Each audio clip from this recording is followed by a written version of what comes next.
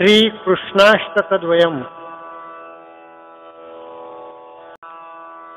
भजे व्रजैकमण्डनं समस्ततापखण्डनं स्वभक्तचित्तरञ्जनं सदैव नन्दनन्दनं सुपिच्छगुच्छमस्तकं सुनादवेणुहस्तकम् अनङ्गरङ्गसागरं नमामि कृष्णनागरम्।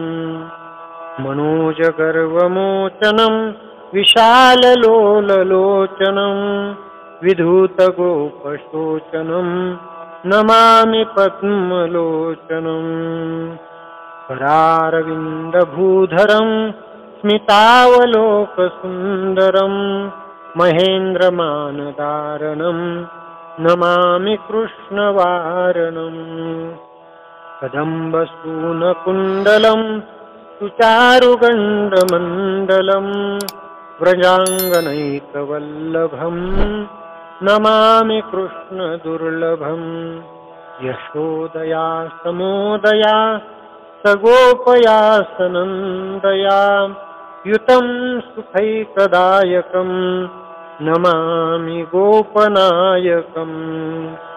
सदैव पादपङ्कजं मदीयमानसे निजं दधानमुक्तमालकं नमामि नन्दबालकम्।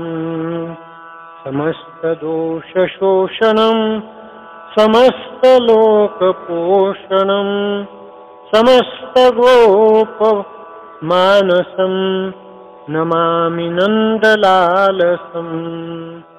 भोभरावतारकं भवाब्धिकर्णधारकं यशोमतिकिशोरकं नमामि चित्तचोरकम्। दृगन्तकान्तभङ्गिनं सदा सदालसङ्गिनं दिने दिने नवं नवं नमामि नन्दसम्भवम्।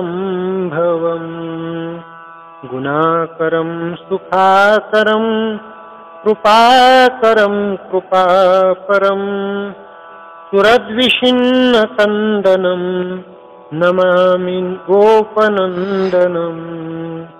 नवीनगोपनागरं नवीनकेलिलं पटं नमामि मेघसुन्दरं तडित्प्रभालसत्पटम्।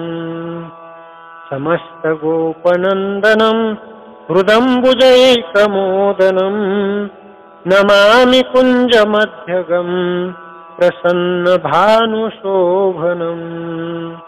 निकामकामदायकं दृगन्तचारुसायकं रसालवेणुगायकं नमामि कुञ्जनायकम्।